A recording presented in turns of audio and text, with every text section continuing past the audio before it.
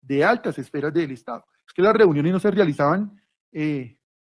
el barrio San Nicolás de Cali, que es un sector deprimido de Cali, que es el centro de la ciudad, o en el barrio San Bernardo de Bogotá. Las reuniones se realizaban nada más y nada menos que en la Casa de Nariño. En la Casa de Nariño, donde uno esperaría que el delito no permee, porque es que allí, desde allí donde se llevan las riendas del Estado, desde allí donde se gobierna el Estado colombiano, y allí se hacían las reuniones. ¿Qué policía va a hacer algo allá?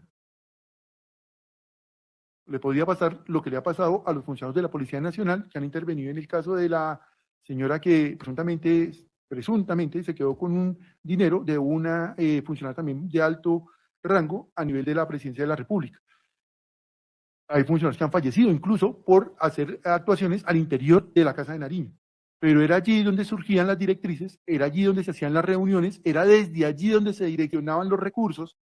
a instancias, se dijo por parte de la Fiscalía, del ministro de Hacienda y Crédito Público, del director del APRI, del director de Función Pública, y se terminaban direccionando los contratos para efectos de justamente lograr la apropiación y el direccionamiento de los mismos para actualizar justamente los relatos que son objeto de investigación por parte de la Fiscalía General de la Nación. Por lo que encuentra el despacho que ese entramado criminal,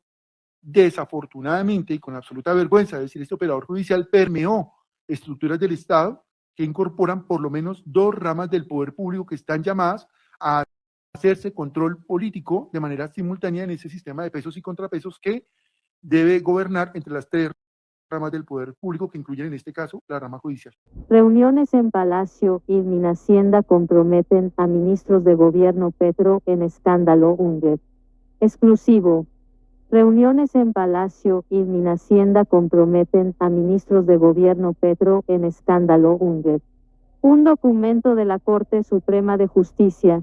reconstruye cómo se habría fraguado el escándalo en la ONG. Se revela explosivos audios, gente, donde comprometen al asesino guerrillero ladrón Gustavo Petro. Hoy se confirma, gente, de que los ministros de esta rata participaron para robarse los dineros de la ONCRE, gente. Se robaron la plata junto con Olmedo López e Snyder Pinilla y salió el asesino a decirte que él no era ladrón. Y hoy se confirma, gente, hay evidencia probatoria en la corte de que Gustavo Petro es el más ladrón. Gente, en la casa del asesino guerrillero se reunieron todas las ratas y la única víctima es este criminal que no sabía, gente. O sea, todos reunidos, ministros, todas esas ratas, y la única rata que sale y dice de que él no sabía de esas reuniones. Gente, cree que la gente está ahí esto del zarzo. Todo el pueblo colombiano sabe de que Gustavo Petro es el más ladrón y criminal. Y hoy tenemos acá, gente, el explosivo audio para que ustedes hagan el favor. Compartan para que se den de cuenta quién es esta rata. Un propio juez denuncia de que Gustavo Petro sí es un ladrón y criminal y que todas las reuniones para robarse la plata del pueblo colombiano, para sobornar congresistas, fue directamente en la casa de este violador y criminal Gustavo Petro. Gente, este es el explosivo audio para que ustedes compartan. Un juez denuncia de que Gustavo Petro es lo más vergonzoso en Colombia, que es una rata criminal y que convirtió la casa de Nariño en un nido de ratas, delincuentes y criminales. Escuchen estos audios. En este caso transitaron en maletas más de 4.000, 5.000 millones de pesos. Se le entregaron directamente a ciudadanos que seguramente alegarán que no tienen ninguna intervención, como en este caso, la alta consejera para las regiones, quien actuó casi como mensajera en este asunto, simplemente trasladando una suma de dinero al presidente del Senado, el doctor Iván Nami. Pero evidentemente cuando se trasladan esas sumas de dinero se debe tener conciencia de dónde origina el dinero y por qué debo servir yo como instrumento para transportar una suma de esa cantidad de dinero. So pena de verme inmersa en una investigación por lavado de activos si me llegan a sorprender con esa suma de dinero transitando por la calle. Por tanto, no es una actuación marginal, no es una actuación accidental, la participación de ciudadanos que se prestan para realizar ese tránsito de dinero. También como lo es un jurídico de la Unidad Nacional para la Gestión del Riesgo, el señor de apellido Llanos, que también se prestó para transitar con altas sumas de dinero en la ciudad de Bogotá a instancias justamente de Neider López Rosero, quien de Contera también estaba actuando en ese momento a instancias del señor Olmedo López. Por lo cual considera el despacho que en este punto debe decir que sí se pudo acreditar con los elementos materiales probatorios ese entramado de ciudadanos que participan, funcionarios públicos en particular, de altas esferas del Estado. Es que las reuniones no se realizaban en el barrio San Nicolás de Cali, que es un sector deprimido de Cali, que es el centro de la ciudad, o en el barrio San Bernardo de Bogotá. Las reuniones se realizaban nada más y nada menos que en la Casa de Nariño. En la Casa de Nariño, donde uno esperaría que el delito no permee, porque es allí, desde allí donde se llevan las riendas del Estado, desde allí donde se gobierna el Estado colombiano, y allí se hacían las reuniones. ¿Qué policía va a hacer algo allá? Le podría pasar lo que le ha pasado a los funcionarios de la Policía Nacional que han intervenido en el caso de la señora que presuntamente se quedó con un dinero de una funcionaria también de alto rango a nivel de la Presidencia de la República. Hay funcionarios que han fallecido incluso por hacer actuaciones al interior de la Casa de Nariño. Pero era allí donde surgían las directrices, era allí donde se hacían las reuniones, era desde allí donde se direccionaban los recursos a instancias, se dijo por parte de la Fiscalía, del Ministro de Hacienda y Crédito Público, del director del APRI, del director de Función Pública, y se terminaban direccionando los contratos para efectos de justamente lograr la apropiación y el direccionamiento de los mismos para actualizar justamente los relatos que son objeto de investigación por parte de la Fiscalía General de la Nación. Por lo que encuentra el despacho que ese entramado criminal, desafortunadamente y con absoluta vergüenza, es decir, este operador judicial permeó estructuras del Estado que incorporan por lo menos dos ramas del poder público que están llamadas a hacerse control político de manera simultánea en ese sistema de pesos y contrapesos que debe gobernar entre las tres ramas del poder público que incluyen en este caso la rama judicial. Reuniones en Palacio y Minhacienda comprometen a ministros de gobierno Petro en escándalo Unguet. Exclusivo. Reuniones en Palacio y Minhacienda comprometen a ministros de gobierno Petro en escándalo Unguet. Un documento de la Corte Suprema de Justicia reconstruye cómo se habría fraguado el escándalo en la Unguet.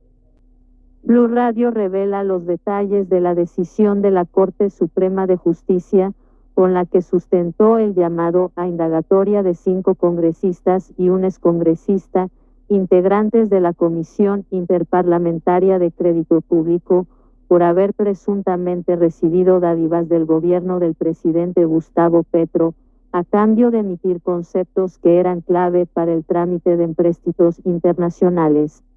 El documento de 78 páginas es una demoledora bitácora que reconstruye con claridad las reuniones, las llamadas telefónicas, las visitas al Ministerio de Hacienda y muchos otros elementos que demostrarían que varios ministros del gabinete del presidente Gustavo Petro habrían comprado el favor de los congresistas investigados por medio del ofrecimiento del manejo de 3 contratos de mitigación de la Unidad de Gestión de Riesgo por 700.000 millones de pesos.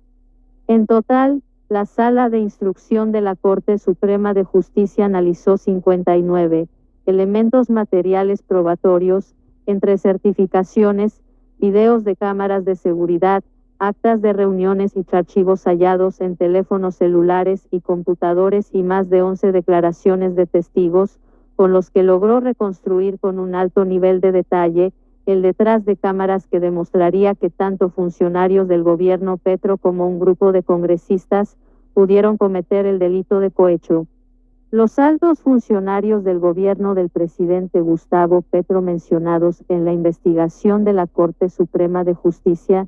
son el ministro de Hacienda, Ricardo Bonilla, el entonces ministro del Interior, Luis Fernando Velasco, la ministra de Trabajo, Gloria Inés Ramírez, el ministro de Salud, Guillermo Alfonso Jaramillo, y el entonces director del DAPRE, Carlos Ramón González, quienes según la Corte, durante el último trimestre de 2023, sostuvieron reuniones y conocieron o tomaron decisiones muy controvertidas para destrabar el trámite de proyectos y solicitudes del gobierno que permanecían estancadas en el Congreso de la República. Otros funcionarios clave dentro del caso son la exasesora principal del ministro de Hacienda, Ricardo Bonilla, María Alejandra Benavides y Jaime Ramírez Cobo, asesor de la Jefatura de Despacho de la Presidencia de la República, quienes en la práctica habrían tenido contacto permanente con Olmedo López y Sneider Pinilla, los detenidos exdirectivos de la Unidad de Gestión de Riesgo. Para acelerar el trámite de los 3 proyectos presuntamente entregados a los parlamentarios a cambio de su respaldo, proyectos de mitigación de riesgo que permanecían estancados y que fueron adjudicados en Cotorra, Córdoba, El Salado, Carmen de Bolívar y Saravena, Arauca, casualmente ubicados en áreas de influencia electoral de varios de los congresistas hoy investigados. Uno de los testimonios clave en el proceso es el del director de Crédito Público del Ministerio de Hacienda, José Roberto Acosta, quien explicó ante los magistrados la importancia de que los congresistas integrantes de la Comisión Interparlamentaria de Crédito Público emitan un concepto sobre los trámites de las operaciones de crédito internas y externas de la nación, pues señaló que dichos trámites se dilatan cuando la comisión no conceptúa, que era aparentemente lo que venía sucediendo antes del presunto ofrecimiento de dádivas para acelerar dichos procesos. Adicionalmente, hay un detalle muy importante dentro de la investigación de la Corte, y es que Acosta dejó de asistir a las sesiones de la Comisión Interparlamentaria a partir de noviembre de 2023, justo cuando comienzan a darse los presuntos tratos entre gobierno y congresistas. Acosta explicó que dejó de asistir a esas reuniones por solicitud directa del ministro de Hacienda Ricardo Bonilla,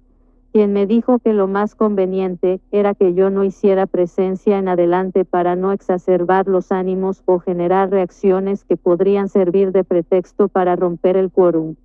Un dato que no es menor en el caso es que la persona que reemplazó a José Roberto Acosta en las reuniones de la Comisión Interparlamentaria de Crédito Público a partir de noviembre de 2023 fue la entonces mano derecha del ministro Ricardo Bonilla, María Alejandra Benavides, pieza clave dentro de esta historia.